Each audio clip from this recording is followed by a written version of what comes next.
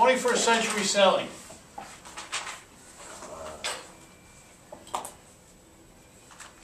Okay? What you're going to find is that principles of sales haven't changed in a long time. But technology, the internet, everything else has made the process faster. So we're going to talk about some traditional elements, and we're going to blend it right in to bring you up to date so that you can succeed now. The information that even 4 years ago that training companies were using, 2 years ago, is almost irrelevant. The principles are still there, but the extra stuff isn't working. Okay? Texting. 4 or 5 years ago, we're going to show you how to do follow-up using your text and be more effective than talking to people on the phone. That's part of 21st century selling. But the difference between selling now and selling a few years ago when business was hot, number one, you have to be concerned for your customer. Remember, we talked about it earlier. Everybody knows the situation in the economy is not great.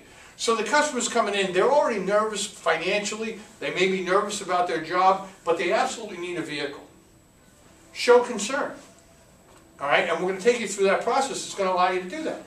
We always present facts based on real knowledge.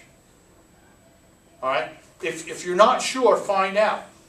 But don't be afraid to say, I don't know. If you have the facts, give them the facts, because the facts don't change. You know, if something is not going to happen, tell them it's not going to happen. Don't beat around the bush. And you can do it nicely. I mean, you don't have to hit people over the head with cold, hard facts. Just be truthful. We asked you guys earlier, how many want to make 6 figures? The only way to make 6 figures in this business is you've got to do a 6-figure job with every single customer. You have to look at that person, that individual, that couple as your opportunity for 6 figures, and then make it worth their while to pay you that. People are just not going to give you 6 figures because you're here. They're not going to give it to you because you're nice.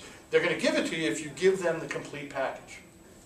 All right? And one of the ways that we do that is you let them make a buying decision. You're just there to assist them.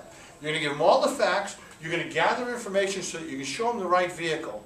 And then, after you've done all that, just like Jeff said this morning, the general manager, hey, you've earned the right to ask them to make a buying decision.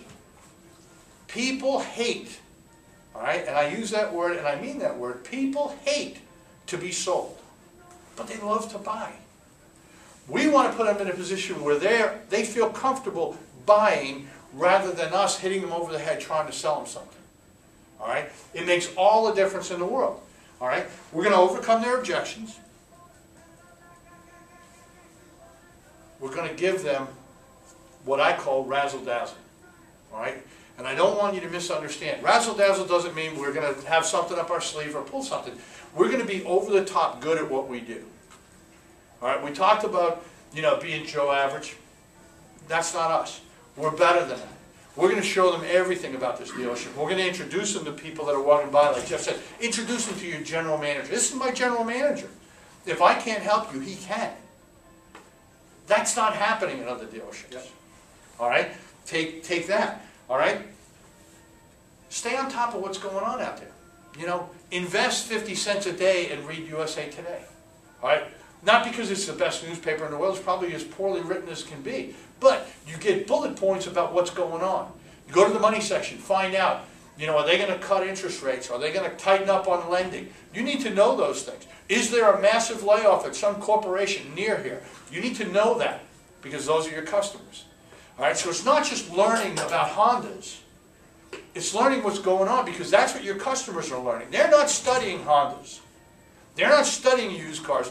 They're living life. You need to know about what's going on in their lives so you can show concern for them and take care of it. And above all, invest in yourself. You're never going to be the best at this, but you can always get better. Don't be afraid to invest in yourself. All right? Because look at it this way, and let's go opposite so that it makes more sense. If you're not willing to invest in your own careers, if you're not willing to invest in your own personal development and improvement, why would you expect anybody else to invest anything in you to help you get better? You've got to take the first step. And it goes with the customer, your job, and even perhaps your life. Does that make sense?